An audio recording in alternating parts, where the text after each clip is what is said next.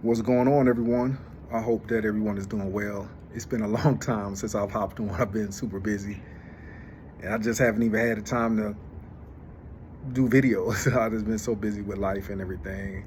Had an interesting conversation today that really revolved around a post I made in one of the Facebook groups, and it was about a video that PocketWatcherJT did about Cofield, who is a CPA. He's big on Instagram, has tons of followers. I think he's well over 100,000 followers. And he gave some advice that was inaccurate. Now, we were trying to decide whether or not his advice was deceptive or if it was just accidentally inaccurate. And personally, I thought that somebody in his position should be more careful with what he's saying. If he's being deceptive and if he is fraudulently giving information out, then obviously that's one thing. If he is being careless with the information that he gives out, that's another thing. You still got to be careful because people's followers are pretty loyal. That's what I'm seeing on social media. They'll listen to anything you say. So they'll go out here and buy a G-Wagon because you say it is, a write-off. There's a big difference between a tax deduction and a tax credit. I think a lot of people think that if you buy this $100,000 vehicle that's over 6,000 pounds, you'll get $100,000, credit or deduction or whatever, and they get it mixed up, But it was just information that was kind of shaky, to say the least. So JT called him out on it. So I made a post about it, and I know I had a couple of responses. And one of the responses basically asked, whose job is it to police those in the Black community, the influencers? Because there's so much bad information that goes out on the internet and on social media. And the thing is that so many of us have not had that financial education. So many of us are financially illiterate that anybody who comes in front of us and sounds good, they sound intelligent, they sound like they know what they're talking about, we take it and run with it.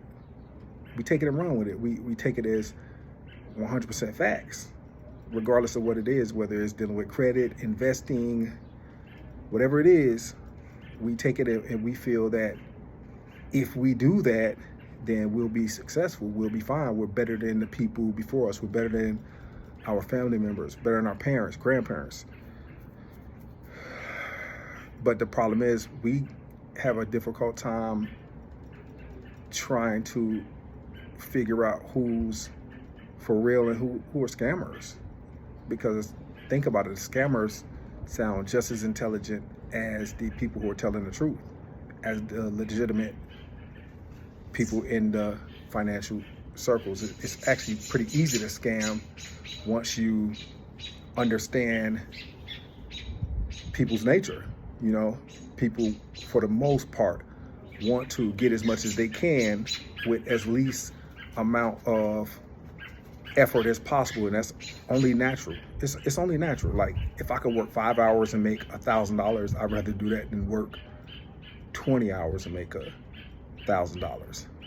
So it's easy to tap into that part of people and get them to do something that they wouldn't otherwise do, especially if they're financially illiterate, which so many of us are, and so many of us who aren't anymore have been in the past. So I don't fault people for wanting to do better. I don't necessarily fault people for getting scammed for the most part, because if you don't know, you don't know. Now the issue is when you know better and you don't do better.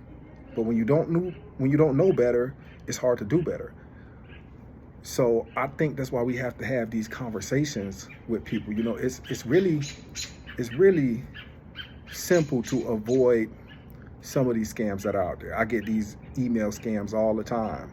I get phone call scams as well. I just ignore it. I know to ignore it, to either hang up, don't answer the phone, or to just not respond to an email or a text. The text scams are like off the chain now. They're off the chain. But I won't fall for it. No longer am I desperate now. Would I have fallen for it 10 or 15 years ago? There's a possibility. I'm not better than anybody, but I'm more educated now. I'm more educated now. I think that every opportunity that is presented to you, you need to fully vet 100%. You need to go above and beyond to decide whether or not you feel that information is legitimate. And if there is any doubt in your mind that it's a legitimate opportunity, then you need to recheck it and recheck it again. There's nothing wrong with putting people on hold for a day or a week or a month. If it's an opportunity that they're trying to push on you and they tell you you need to make a decision now, you definitely need to run, because you know that it's something that they know if you vet, then you will walk away. Bottom line, there's nothing out there that today is the last day. There's nothing out there that's worth having that is not worth waiting for. That's the bottom line. Do not get yourself scammed by hopping into these quote unquote business opportunities or these investment opportunities. In all honesty, if you really need to know, you can just index and chill. Invest in an index fund. Now, of course, if you don't have that background knowledge, you don't know what index funds are, you aren't going to want to invest in index funds. But if you have any inkling of what an index fund is, you can rest assured that investing in an index fund and just letting your money sit there and continuing to invest in that fund, you will be just fine. The issue is when people aren't happy with that. They want these 100% returns, 20% guaranteed returns. And you could also rest assured in knowing that if somebody is guaranteeing you 20, 30, 40% returns, that it's a scam. There's no way that anybody can guarantee you those things. So all in all, I've said all that to say, be careful, do not get scammed. I understand the mindset to where people want to do the best and do better than anybody before him has ever done. At the same time, we just need to be careful, because the worst thing you could do when you are climbing yourself from the financial gutter and you're getting where you need to go and you see light at the end of the tunnel, the worst thing you could do is set yourself back by falling for a scam, because then you lose confidence in yourself. You lose confidence pretty much in the world, and that's not what you want to do.